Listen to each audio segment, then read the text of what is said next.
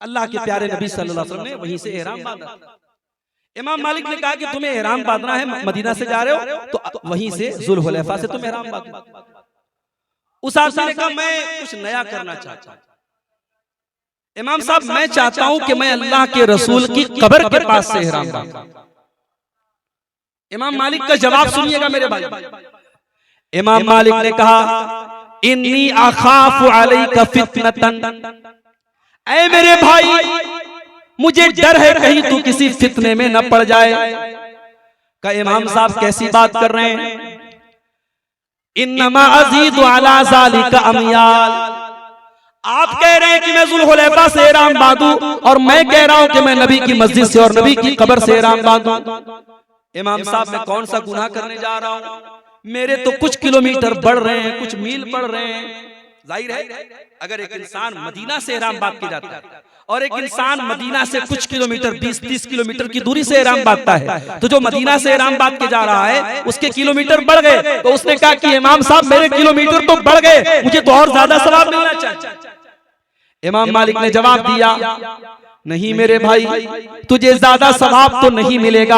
हाँ इस बात का डर है कि कहीं तू फितने में ना पड़ जाए, इसलिए कि जब अल्लाह के नबी ने जुल्हुलैफा से एहराम बांधा और अल्लाह के नबी को ये नहीं समझ में आया कि मैं अपनी मस्जिद से एहराम बांधूं, तो वो कौन सा नेकी का काम है जो तेरे नबी को समझ में नहीं आया और तुझको समझ में आ गया। उसके बाद इमाम मालिक ने सूरह नूर की आयत पढ़ी, फलयहज़रिल्लज़ीना युखालिफूना अन अम्रिही अन तुसीबहुम फितना, जो लोग अल्लाह के रसूल के हुक्म की खिलाफ वर्जी करते हैं, डर है इस बात का कि कहीं उनके ऊपर कोई फितना ना आ जाए, कोई परेशानी ना आ जाए, कोई अजाब ना आ जाए।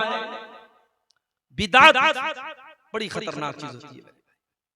जहां बिदात आती है, उलमा ने लिखा है, मुहद्दिसीन ने लिखा है, जब बिदात आती है तो वहां कोई ना कोई सुन्नत खत्म हो जाती है। आप देख लीजिए जहां जहां बिदातें आई हैं, अजान के पहले दरूद पढ़ने की बिदअत आई, अजान के बाद दरूद पढ़ने की बिदअत, मैयत को दफनाने के बाद कब्र पे खड़े होकर अजान देने की बिदअत जहां शुरू हुई, मैयत के दफनाने के बाद मैयत के लिए दुआ करने की जो सुन्नत है वो खत्म हो गई। नमाज के बाद, फर्ज नमाज के बाद इज्तिमाई दुआ करने की बिदअत जहां आई, फर्ज नमाज के बाद जो अल्लाह के प्यारे नबी अज़कार पढ़ते थे, जो दुआएं पढ़ते थे, उनको छोड़ने की, उनको सुन्नत को छोड़ दिया गया। जहां बिदात आ रही है वहां कोई ना कोई सुन्नत जा रही है।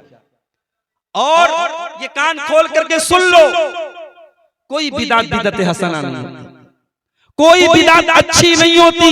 दीन के अंदर अच्छी और बुरी बिदात नहीं है, दीन के अंदर सिर्फ बिदात है। दीन के अंदर या तो सुन्नत है या बिदात है। बिदात का अपोजिट सुन्नत है और सुन्नत का अपोजिट बिदात है। कोई अच्छी और बुरी बिदात। मरने वाला मर गया, तीसरे दिन आप खाना पकवा रहे हैं। मेरे नाना का इंतकाल हुआ, मैं गया अपने नाना के यहाँ, इंतकाल के अगले दिन बैठा हूँ, साहब बिरयानी की तैयारी हो रही है, मसाला पीसा जा रहा है, प्याज काटी जा रही है। मैंने मामू लोगों से कहा कि आप लोगों को शर्म नहीं आती? कल आपके बाप का इंतकाल हुआ और आज आप बैठ करके दावत का इंतजाम कर रहे हैं। कहा भांजे ये हमारे बाप दादा की रस्म है, हमें एहसास हो रहा है हम गलत कर रहे हैं, मगर हम नहीं करेंगे, समाज को मुंह क्या दिखाएंगे। आज कितनी बिदात है जिनको बाप दादा का नाम और उनके रस्म और रिवाज का नाम देकर के समाज में जारी रखा गया। इसलिए अल्लाह के नबी इस बिदात को इतना खतरनाक समझते थे, अपने हर खुतबे में, हर तकरीर में अल्लाह के नबी फरमाया करते थे, व शर्रुल उमूरी मुहदसातुहा व कुल्लु मुहदसतिन बिदा व कुल्लु बिदातिन ज़लाला व कुल्लु ज़लालतिन फिन्नार। दीन के अंदर नया निकाला गया काम सबसे बुरा है और हर नया निकाला गया काम बिदात है और हर बिदअत गुमराही है और हर गुमराही जहन्नम की तरफ लेकर के जाती है। इसलिए बिदअत से अपने आप को बचाओ। बिदअत करने वालों का अंजाम क्या होगा? कुरान का 30वां पारा सूरह गाशिया, जो जुमा की नमाज में दूसरी रकात में आप सुनते होंगे इमाम साहब से, हल अताका हदीसुल गाशिया, हलाता कादीसुल गाशिया वजूहु यौमइज़िन खाशिआ आमिलतुन नासिबा तस्ला नारन हामिया। अल्लाह फरमाता है कयामत के दिन कुछ ऐसे लोग आएंगे जो बड़े डरे हुए होंगे, बड़े सहमे हुए होंगे। आमिलतुन नासिबा, जो बड़ा अमल करके आए होंगे, अमल कर करके थक चुके होंगे, इतनी नमाजें पढ़ी होंगी, इतने रोजे रखे होंगे, इतनी उन्होंने इबादतें की होंगी कि थक चुके होंगे। तस्ला नारन हामिया, लेकिन वो भड़कती हुई आग में डाले जाएंगे, वो जहन्नम में डाले जाएंगे। क्यों? क्योंकि वो अमल तो करके आए हैं मगर उस अमल के ऊपर जनाब मोहम्मद रसूलुल्लाह की मुहर नहीं है, उसके ऊपर कुरान और हदीस की मुहर नहीं है। तो बिदअत बड़ी खतरनाक चीज है। दुआ कीजिए अल्लाह हम सबको बिदअतों से महफूज रखे। अगली चीज नंबर 4, हमारी नेकियों को बर्बाद करने वाली चौथी चीज, नमाज के मामले में लापरवाही। ये मत समझो कि नमाज नहीं पढ़ रहे तो सिर्फ नमाज छोड़ने का गुनाह पड़ रहा है, नहीं। अगर नमाज नहीं पढ़ रहे हो तो और भी नेकियों के बर्बाद होने का डर। दलील ये हदीस पाक है। अल्लाह के प्यारे नबी सल्लल्लाहु अलैहि वसल्लम फरमाते हैं, तिरमिज़ी की सही रिवायत है, इन्ना अव्वल मा युहासबु बिहिल अब्दु इन्ना अव्वल मा युहासबु बिहिल अब्दु यौमल क़ियामति सलातुहु। क़यामत के दिन बंदे से सबसे पहला हिसाब उसकी नमाज के बारे में किया जाएगा। अच्छा, मुस्लिम शरीफ की एक हदीस में है कि क़यामत के दिन सबसे पहले लोगों के खून का फैसला होगा, सबसे पहले लोगों के खून का फैसला होगा। और यहाँ क्या हो रहा है? यहाँ अल्लाह के नबी क्या फरमा रहे हैं कि सबसे पहला सवाल नमाज के बारे में होगा।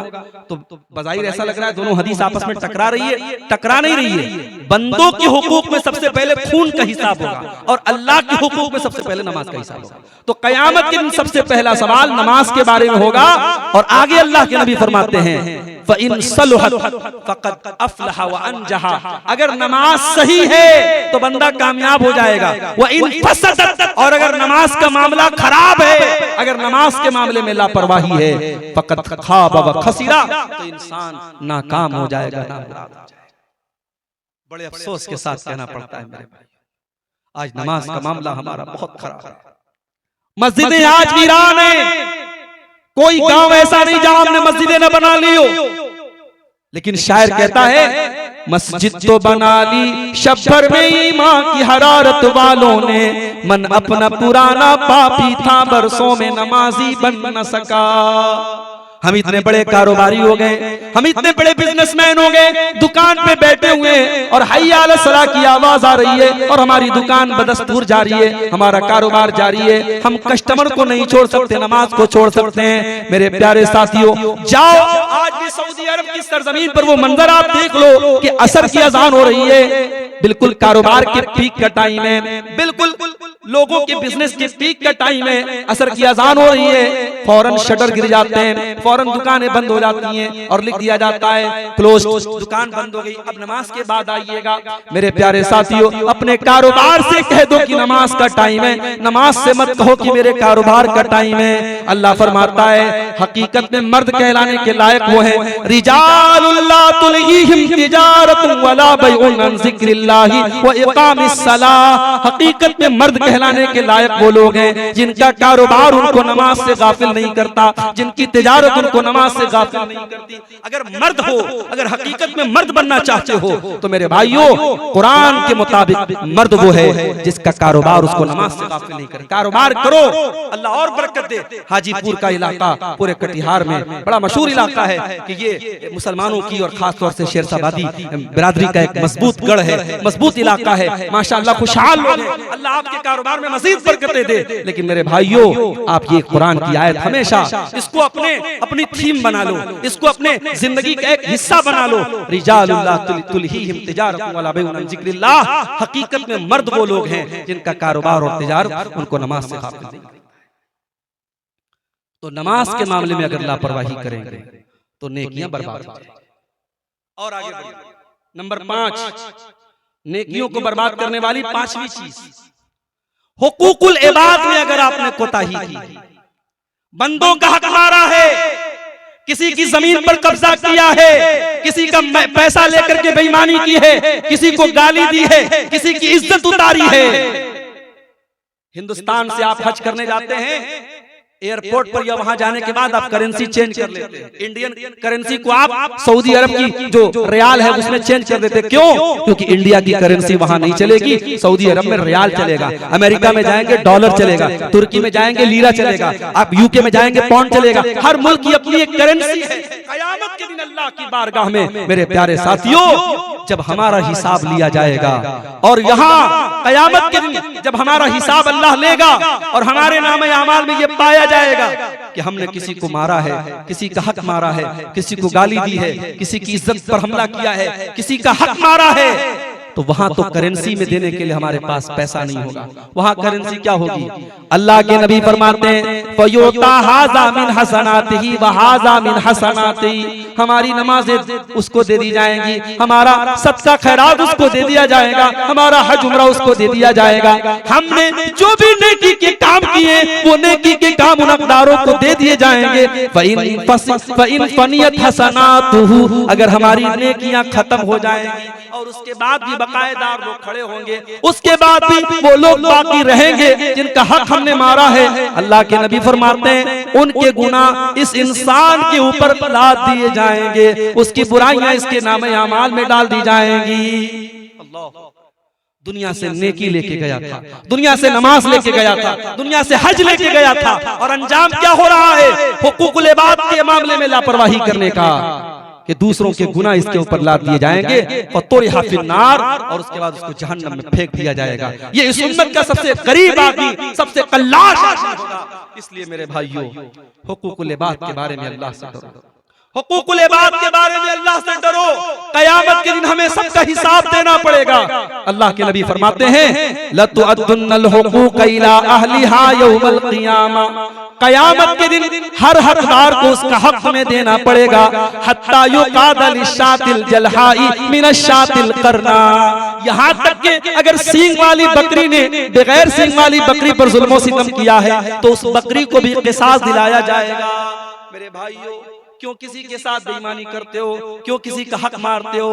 सब ठाट पड़ा रह जाएगा जब लात चलेगा बंजारा। न जमीन लेके दुनिया से जाना है, न जायदाद लेके दुनिया से जाना है, न बैंक बैलेंस लेके दुनिया से जाना है। एक न एक दिन मर जाना है, और कब मरना है कोई ठिकाना नहीं। कोरोना की एक वबा आई, हमने अपनी आंखों से देखा कितने नौजवान है जो हमारे सामने चले गए। कैंसर की बीमारी आई, 20-22 साल का नौजवान हमारे बनारस में, हमारा बड़ा जानने वाला, करीबी हमारा जानने वाला, बिल्कुल 20-22 साल का नौजवान और यंग लड़का कैंसर की, ब्लड कैंसर की बीमारी में मुब्तला होता है, और 1 महीने के अंदर अल्लाह को प्यारा हो जाता है। हम नहीं जानते मेरे भाइयों कब कौन सी बीमारी हमारी मौत का हरकारा लेके आए, कब कौन सी वबा अल्लाह को हमें अल्लाह के पास लेके चली जाए। इसलिए मेरे भाइयों हुकूकुल इबाद के मामले में लापरवाही मत करो। अगर किसी का हक मारा है, अगर किसी के साथ ज्यादती की है, उससे जाके माफी मांग लो, उसका हक दे दो, इससे पहले कि कयामत के दिन हमें अपनी नेकियों को दांव पे लगाना पड़े। मेरे प्यारे भाइयों हुकूकुल इबाद के मामले की लापरवाही हमारी नेकियों को बर्बाद। और आगे बढ़िए, एक और चीज है जो हमारी नेकियों को बर्बाद कर देगी कयामत के दिन, और वो चीज है अकेले में किए जाने वाले गुनाह, तन्हाई में किए जाने वाले गुनाह, बंद कमरे में किए जाने वाले गुनाह हमारी नेकियों को बर्बाद कर देंगे।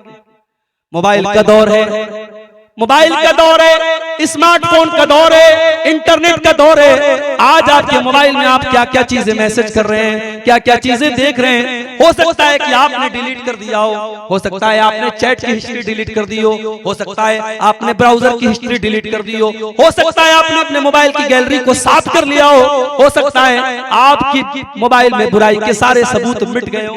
मगर याद रखो मेरे भाई, अल्लाह का कैमरा तो 24/7 ऑन है। अल्लाह का कैमरा तो कभी बंद होने वाला नहीं है।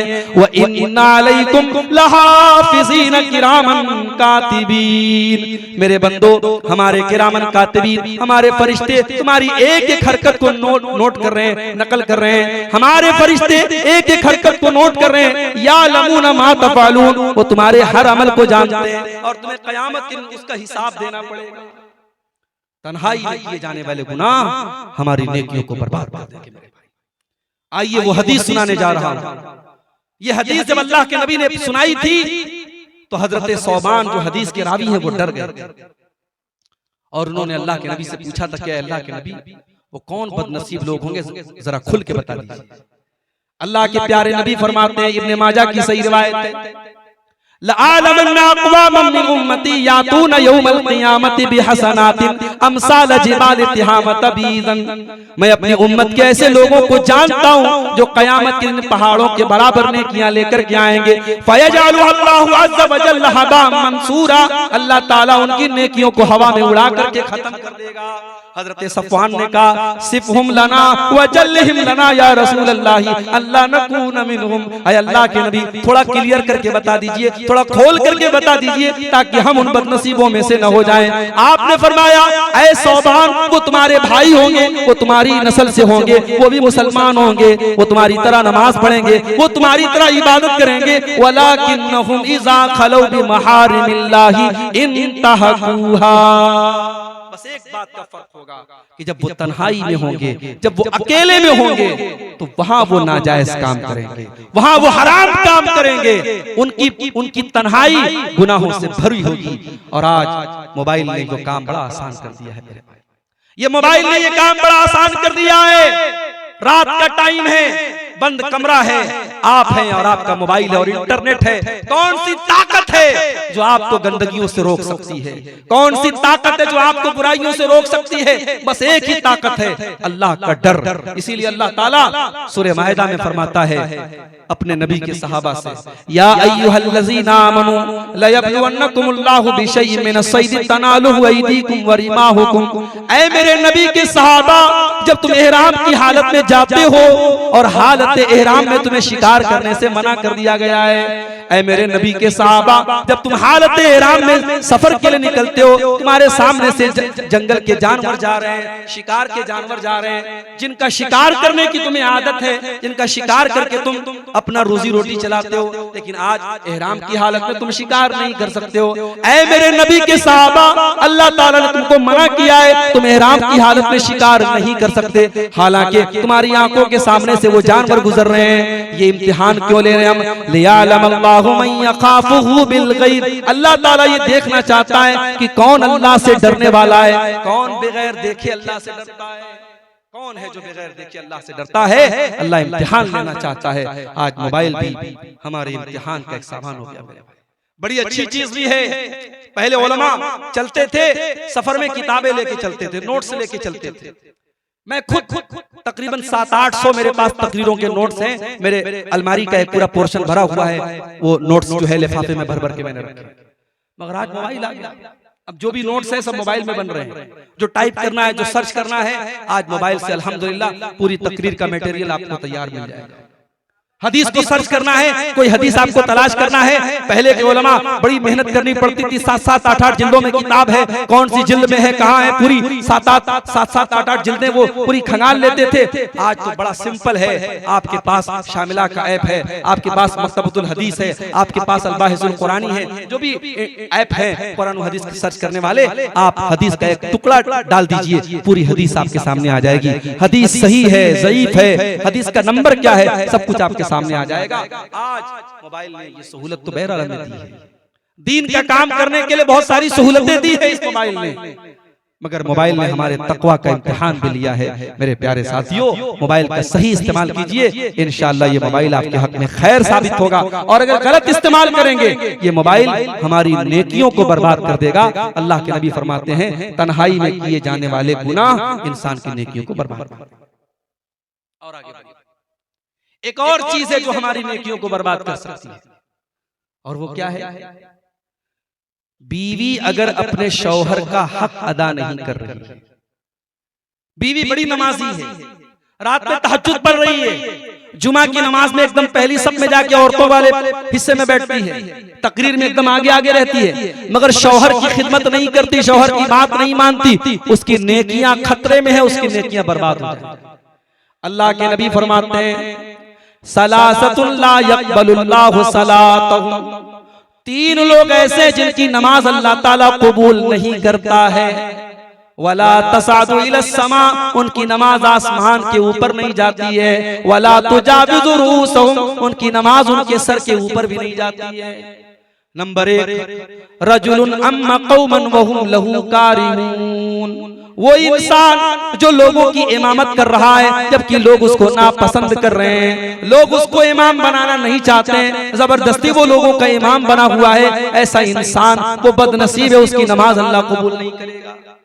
नंबर 2 वरजुलुन सल्ला अला जनाज़तिन वलम युमर, वो इंसान जिसने किसी के जनाजे की नमाज पढ़ाई जबकि लोगों ने उसको हुक्म नहीं दिया है, वो बगैर हुक्म के और बगैर मशवरे के जनाजे की नमाज पढ़ा रहा है। और नंबर 3 वमरातुन दाहु ज़ौजुहा इला फिराशिही, और वो औरत जिसका शौहर अपनी जरूरत पूरी करने के लिए उसे बुला रहा है और वो बगैर किसी मजबूरी के अपने शौहर की बात नहीं मान रही है, उस औरत की नमाज भी अल्लाह ताला कबूल नहीं करेगा।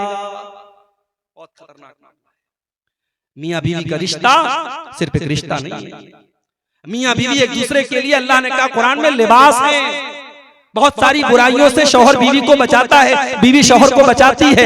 अगर दोनों एक दूसरे की जरूरत का ख्याल नहीं रखेंगे, मर्द के कदम बहक सकते हैं, औरत के कदम बहक सकते हैं। इसलिए अगर कोई औरत अपने शौहर का हक अदा नहीं कर रही है, इस बात का डर है उसकी नेकियां बर्बाद हो जाएंगी, उसकी नमाज कबूल नहीं होगी। इसी तरीके से मेरी प्यारी माँ और बहनों, जो औरत खुशबू लगा करके घर से बाहर निकलती है, जलसे में जाने के लिए नहीं, मार्केट में जाने के लिए नहीं, मस्जिद में नमाज पढ़ने के लिए जाती है खुशबू लगा करके, अल्लाह के नबी फरमाते हैं ला यक़बलुल्लाहु सलात इम्रातिन, अल्लाह ताला उस औरत की नमाज को कबूल नहीं करता है। ततय्यबु लिहाज़ल मस्जिद, जो मस्जिद में खुशबू लगा करके आती है, जो मस्जिद में खुशबू लगा करके आती है, उस औरत की नमाज अल्लाह ताला कबूल नहीं करता है। हत्ता तरजिया, जब तक कि वो औरत वापस न चली जाए, वह तगसिल गुस्लल जनाबा, और वो गुस्ल न कर ले जो जनाबत में किया जाता है, जो नापाकी के आलम में किया जाता है, जब तक वो ऐसा गुस्ल न कर ले और अपने बदन से खुशबू का असर खत्म न कर ले,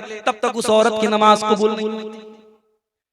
मेरी माँ और बहनों, जब मस्जिद में नमाज पढ़ने के लिए औरत को खुशबू लगा के जाने की इजाजत नहीं, तो जलसे में, प्रोग्राम में, रिश्तेदारियों में और इसी तरीके से पार्टियों में और शॉपिंग करने के लिए और बाजारों में एक औरत सज करके, समर करके, मेकअप करके, खुशबूदार जो है चीजें लगा करके और ट्रांसपेरेंट कपड़े पहन करके अगर निकलती है, तो सोचो उसका अंजाम क्या होगा। इसीलिए अल्लाह के नबी ने फरमाया कि जो औरत खुशबू लगा करके मर्दों के पास से गुजरती है, फहिया कज़ा व कज़ा, ऐसी औरत बदचलन है, ऐसी औरत ज़ानिया है। अल्लाह हमारी माँ बहनों की हिफाजत करे। खुशबू लगा करके औरत का निकलना, ये भी औरत की नेकियों को बर्बाद करता है।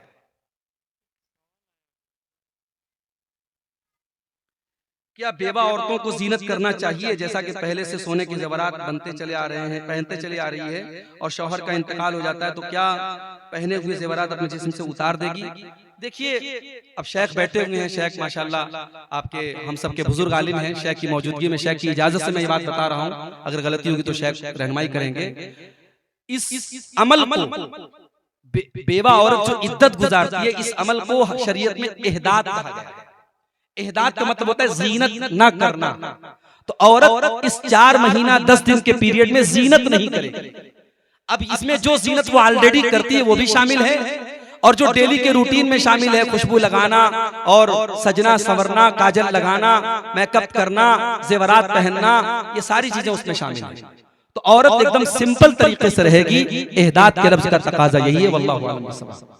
जो वो जेवरात वगैरह सोने के पहनती, चूंकि वो भी जीनत में से है, तो ये इद्दत के दौरान उसको नहीं पहनना चाहिए।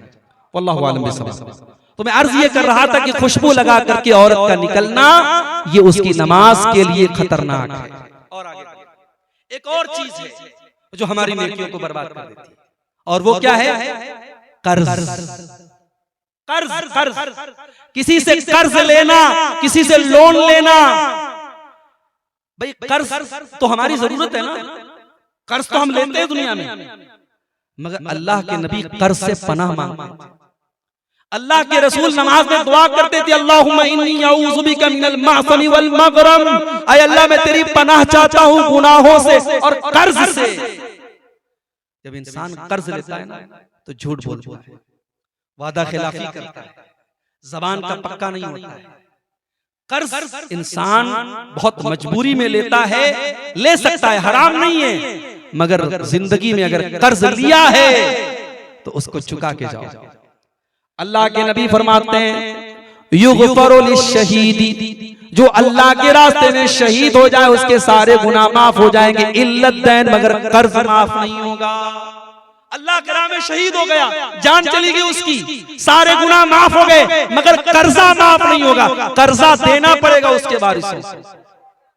यहाँ बाप का इंतकाल होता है तो बेटे बैठ करके बंटवारा करते हैं, अब्बा की जमीन और खेत और माँ के जेवरात किसको किसको मिलेंगे। भाई साहब, किसी के मरने के बाद शरीयत कहती है पहला काम क्या करना है, उसके कफन दफन का इंतजाम उसके तरके में से करना है। पता नहीं आप क्या क्या रिवाज, हमारे बनारस में ये रिवाज है कि इंतकाल होने के बाद जो दामाद होता है या बहनोई होता है वो आकर के पैसा देता है कफन का, दफन का, कहीं 500 देता है, कहीं 1000 देता है। तो अब वो एक तरीके से एक रिवाज बन गया है। अब ये रिवाज मुझे नहीं समझ में आता किसकी क्या जरूरत है। भाई अगर मैयत के वारिसीन में से जाहिर है कि मैयत का जो बहनोई है या उसका समधी है वो तो वारिस भी नहीं है, जो मैयत का वारिस है, बेटा है, बाप अगर जिंदा है तो बाप है, माँ जिंदा है तो माँ है, जो वारिस हो रहे हैं अगर वो अपनी खुशी से मैयत के जनाजे में ताउन कर दे अलग बात है, वरना पहला हक क्या है कि मैयत के तरके में से हम कफन दफन का इंतजाम करें। दूसरा काम कफन दफन करने के बाद मैयत के कर्जे की अदायगी। कर्जा यहाँ सबसे लास्ट में अदा होता है, पहले बंटवारा होता है, उसके बाद हाँ अब्बा के ऊपर कर्जा कितना, पहले पता करो कर्जा कितना था, पहले कर्जे को अदा किया जाएगा। उसके बाद नंबर 3, मैयत ने अगर वसीयत की है मदरसे में इतना दे दिया जाए, कॉम्प्लेक्स में इतना दे दिया जाए, मस्जिद में इतना दे दिया जाए, तो 1/3 1/3 से ज्यादा हम वसीयत में नहीं देंगे। अगर अब्बा ने ज्यादा वसीयत की है तब भी हम 1/3 तक देंगे, उससे ज्यादा नहीं देंगे। मान लो अगर मैयत 3 लाख रुपया छोड़ के गया है तो 1 लाख रुपया उस वसीयत की जगह पे खर्च किया जा सकता है। अब उसके बाद जो अमाउंट बाकी बचा, जो जायदाद बाकी बची, उसमें मैयत को हम उसके तरके को तकसीम करेंगे। ये है शरीयत का तरीका। आज क्या होता है, लोग कर्जा लेते हैं और उस कर्जे को लिखते नहीं। आपको एक नुक्ते की बात बताऊं, कुरान की सबसे लंबी आयत आयत दैन है, सबसे लंबी आयत, और उस आयत दैन का खुलासा ये है कि जब भी कर्जा का लेन देन करो तो नोट कर लो, लिख लो। अगर औलाद को बताया नहीं है तब भी औलाद बाप की डायरी देख के समझ जाए कि मेरे बाप ने कितना कर्जा लिया था। तो कर्जा अगर 100 रुपया भी लिया है मेरे भाई तो उसको लिख लो। और कर्जे की अदायगी के बगैर आप अल्लाह के चले गए तो जब तक कर्जा अदा नहीं होगा मगफरत नहीं होगी। अल्लाह के रसूल फरमा रहे हैं युगफरु लिश्शहीद कुल्लु ज़ंबिन, शहीद के तमाम गुनाह माफ हो जाएंगे इल्लत दैन, मगर कर्जा माफ नहीं होगा। और दूसरी हदीस में है कि अल मय्यतु मुअल्लकुम बिद्दैन, मुर्दा कर्जे की वजह से मुअल्लक रहता है, उसकी मगफरत रुकी रहती है जब तक कि वो उस कर्जे को अदा न करे। तो ठीक है, अल्लाह ताला हम सबको कर्जे की अदायगी को जिंदगी में करने की तौफीक दे। मस्जिद का चंदा मस्जिद के अलावा कब्रिस्तान वगैरह में खर्च कर सकते हैं या नहीं, जबकि मस्जिद, ईदगाह और कब्रिस्तान की एक ही कमेटी है। देखिए, अगर चंदा देने वाले ने वाज़े तौर पर कहा है कि मेरा चंदा मस्जिद में दिया जाए, तो अब उसकी हैसियत एक तरीके से वक्फ की होगी। वो चंदा उसने मस्जिद के लिए वक्फ कर दिया, अब उसको आप दूसरी जगह ट्रांसफर नहीं कर सकते। जो शरीयत का मसला यही है कि अगर मस्जिद के लिए उसने दिया है तो मस्जिद ही में खर्च करे। कमेटी एक तो अलग बात है, कमेटी एक होने से वो फंड एक नहीं हो जाएगा। इसलिए कहीं कहीं जो रसीद होती है, रसीद पर वजाहत होती है कि किस मद में दिया जा रहा है। अगर कब्रिस्तान, मस्जिद और मदरसा तीनों की एक कमेटी है तब भी रसीद पर इस बात की वजाहत होनी चाहिए कि ये चंदा कहाँ दिया जा रहा है। मस्जिद के लिए तो मस्जिद में ही देना चाहिए। तो 2 चीजें और बयान करके बात खत्म कर रहा हूं। हमारी नेकियों को औरत अपने शौहर से मिलने जाना चाहती है, अच्छा खुला लेना चाहती है, औरत अपने शौहर से खुला लेना चाहती है, उस औरत को क्या करना होगा, कुरान और हदीस से बयान कीजिए। देखिए, चूंकि हमारे यहाँ इस्लामी हुकूमत भी नहीं है और कोई दारुल क़ज़ा भी नहीं है। अगर किसी इलाके में दारुल क़ज़ा का सिस्टम है जहाँ बाकायदा उलमा की एक कमेटी है और वो खुला और तलाक के मसले को हैंडल करते हैं कुरान और सुन्नत की रोशनी में, तो अच्छी बात है। अगर दारुल क़ज़ा वगैरह का सिस्टम नहीं है, जैसा कि आम तौर से नहीं है, तो इलाके के जो जिम्मेदार उलमा हैं और जो साहिबाने अम्र हैं, जो नेक और दीनदार लोग और समाज के सरबराह लोग हैं, उनको बिठाया जाए और औरत एक एप्लीकेशन लिखे, एक दरखास्त लिखे कि मैं अपने शौहर से खुला लेना चाहती हूँ। और शौहर की रजामंदी भी जरूरी है। शौहर को बाकायदा कमेटी के लोग बुलाएंगे और उनके सामने औरत का ये प्रस्ताव रखेंगे कि तुम्हारी बीवी तुम्हारे साथ नहीं रहना चाहती, खुला लेना चाहती है।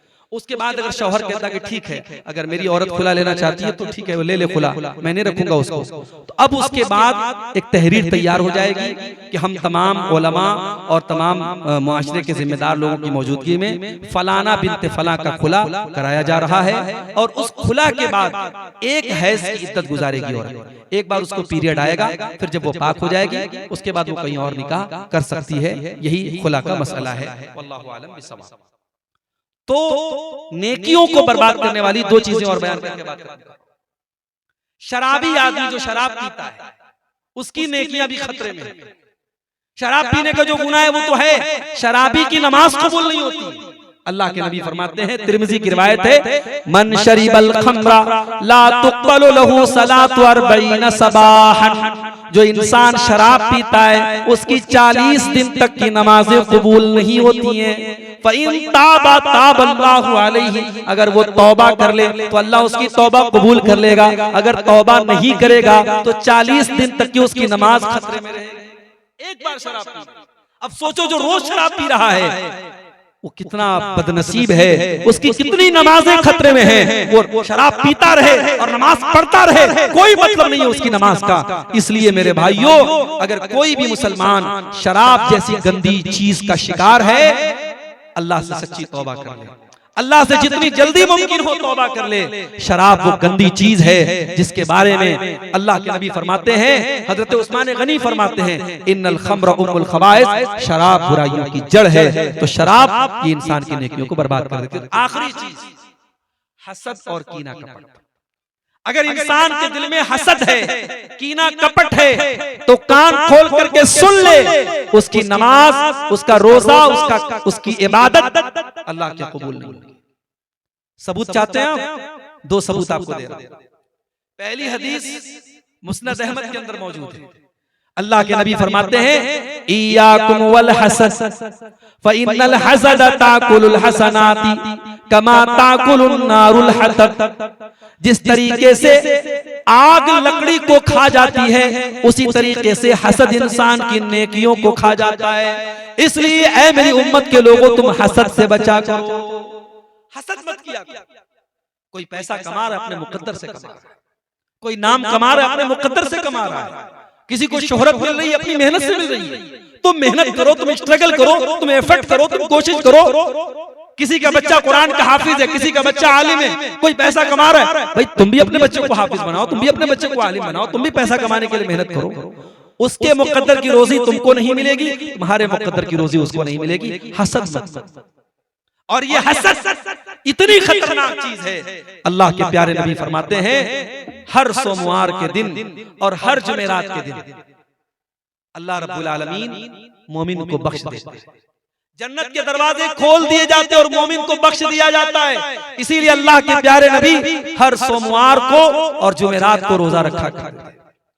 अभी परसों में पाकुड़ गया, कल जुमा था, कल मैं पाकुड़ गया था। तो पाकुड़ में हमारी जमात के बड़े मुस्तरद आलिम हैं मौलाना फैजी साहब, मोइनुल हक फैजी साहब, वो बताने लगे कि सऊदी अरब में जो उलमा है, सोमवार के दिन आम तौर से आपको जो उलमा है वो रोजे की हालत में आम है वहां सऊदी अरब में। हालांकि बड़ी दौलत है, बड़ी आसाइश है, मगर अल्लाह के रसूल की सुन्नतों के मामले में बहुत सेंसिटिव है। हर जुमेरात को और हर सोमवार को जो अल्लाह के रसूल रोजा रखते थे, आज सऊदी अरब के जितने उलमा आपको मिलेंगे, 95% उलमा वो आपको मिलेंगे कि इस रोजे का एहतमाम करते हैं। हमारे यहाँ ये नहीं होता है, हमारे यहाँ इस मामले में बड़ी लापरवाही है। तो सोमवार और जुमेरात के दिन अल्लाह के नबी फरमाते हैं, जन्नत के दरवाजे खोल दिए जाते हैं और अल्लाह अपने हर उस बंदे की मग़फ़िरत कर देता है, ला युश्रिकु बिल्लाह, जो अल्लाह के साथ शिर्क न करता। अगर तौहीद पर है बंदा, अल्लाह मग़फ़िरत कर देता है सोमवार के दिन और जुमेरात के दिन। लेकिन दो लोगों को अल्लाह छोड़ देता है, दो लोगों की बख्शिश नहीं होती। कौन दो लोग? जिनके दिल में एक दूसरे के लिए कीना हो, जिनके दिल में एक दूसरे के लिए दुश्मनी हो, हसद हो, जलन हो। अल्लाह फरिश्तों से कहता अंदिरू हाज़ैन हत्ता यस्तलिहा, अंदिरू हाज़ैन हत्ता यस्तलिहा। ऐ फरिश्तों नजर रखो इन दोनों के ऊपर, अगर ये दोनों सुलह कर लेते हैं, कीना कपट दूर कर लेते हैं, तो इनकी भी मगफिरत हो जाएगी, इनकी भी बख्शिश हो जाएगी। और अगर ये आपस का कीना कपट दूर नहीं करते हैं तो इनको पेंडिंग में रखो, इनकी मगफिरत नहीं होगी। इतनी खतरनाक चीज है कीना और कपट। मेरे भाइयों, दुनिया है, किसी से कोई मसला हो सकता है, किसी से कोई दुश्मनी की बात हो सकती है, इंसानी फितरत है, मगर दिल में हसद और कीना मत रखो, दिल को साफ रखो। इब्राहिम अलैहिस्सलाम अल्लाह की बारगाह में दुआ करते हैं कि ऐ अल्लाह मुझे क़यामत के दिन तू जलील मत करना, वला तुख़ज़िनी यौम युबअसून, ऐ अल्लाह तू क़यामत के दिन मुझे रुसवा न करना। यौम ला यनफ़उ मालुन वला बनून, क़यामत के दिन ना माल काम आएगा ना औलाद काम आएगी, इल्ला मन अतल्लाह बिक़ल्बिन सलीम। क़यामत के दिन वही इंसान कामयाब होगा जो साफ सुथरा दिल लेकर के आएगा। अल्लाह से दुआ करो अल्लाह ताला हमें भी अपना दिल साफ करने की तौफीक दे। कपड़ा साफ है, जिस्म साफ है, मगर आज दिलों में गंदगी भरी है मेरे भाई। ऊपर से इंसान हंस हंस के मिल रहा है, मुसाफा कर रहा है, दुआएं दे रहा है, और अंदर हसद और जलन छिपा हुआ है। आज इस दौर में वो किसी शायर ने कहा है ना कि दिल मिले न मिले हाथ मिलाते रहिए, दिल मिले न मिले हाथ मिलाते रहिए। आज दिल नहीं मिल रहा है, हाथ मिल रहा है। दुआ करो अल्लाह हमें एक दूसरे से दिल मिलाने की तौफीक अता फरमाए। ये चंद चीजें मैंने आपके सामने बयान की जो हमारी नेकियों को बर्बाद कर देती हैं। एक साहब ने सवाल किया है कि दाढ़ी रखना सुन्नत है या फर्ज है। देखिए, अल्लाह के प्यारे नबी सल्लल्लाहु अलैहि वसल्लम ने दाढ़ी रखी, आपने आपके चेहरे पर भरपूर दाढ़ी थी, इस एतबार से हम बोलेंगे कि अल्लाह के रसूल की सुन्नत है दाढ़ी रखना। लेकिन अब शरीयत में होता है कि एक चीज होती है फर्ज, एक चीज होती है सुन्नत। फर्ज वो है कि करना ही करना है, नहीं करेंगे तो गुनहगार होंगे, और सुन्नत वो चीज होती है कि करेंगे तो सवाब मिलेगा, नहीं करेंगे तो अल्लाह ताला के अजाब नहीं होगा। तो क्या दाढ़ी का मामला ऐसा है? दाढ़ी का मामला ऐसा नहीं है। अगर सिर्फ अल्लाह के रसूल ने रखा होता तो इसका मामला सुन्नत होता कि अल्लाह के नबी की सुन्नत है, मगर आपने रखा भी और हुक्म भी दिया है। आपने क्या फरमाया? वाफुल लहिया, दाढ़ी को माफ कर दो, दाढ़ी को छोड़ दो, दाढ़ी को लंबा करो, दाढ़ी को बढ़ाओ, अरखू वाफू, इस तरीके के अल्फाज हदीसों में आए। तो शरीयत का एक मसला है कि जब अल्लाह के रसूल किसी बात का हुक्म दे दे और कोई ऐसी दलील मौजूद ना हो कि अल्लाह के नबी ने उस चीज में गुंजाइश दी है कि करो तो भी हरज है, ना करो तो भी हरज है, तो वो चीज वाजिब होती है, फर्ज होती है। इसलिए दाढ़ी रखना फर्ज है। अब अगर कोई ये कहता है कि बाद सहाबा से ये बात सबूत मिलता है कि बाद सहाबा जो है वो एक मुश्त से ज्यादा काट लेते थे, तो भाई अहले हदीस इस तरीके की बात करे ये मुनासिब नहीं। जब अपने आप को अहले हदीस कहते हैं, और हमारा एक उसूल है कि अगर अल्लाह के रसूल सल्लल्लाहु अलैहि वसल्लम की सुन्नत के मुकाबले में, आपके फरमान के मुकाबले में अगर किसी सहाबी का भी कोई कौल व अमल हमें मिलता है तो हम उसे छोड़ देते हैं। ये हमारा मनहज है, हमारा उसूल है, तो हम ऐसी बात करें। इसलिए दाढ़ी के सिलसिले में सही बात यही है कि दाढ़ी रखना फर्ज है, वाजिब है, और दाढ़ी काटने वाला, दाढ़ी छीलने वाला, दाढ़ी की काट छांट करने वाला गुनहगार है। वल्लाहु आलम। अल्लाह ताला हम सबको नेक अमल की तौफीक अता फरमाए। जो बातें बयान की गई नेकियों को बर्बाद करने वाली, अल्लाह ताला उन सब चीजों से हम सबको बचने की तौफीक दे। आमीन। व आखिर दावाना अल्हम्दुलिल्लाहि रब्बिल आलमीन। वस्सलामु अलैकुम व रहमतुल्लाहि व बरकातुहू।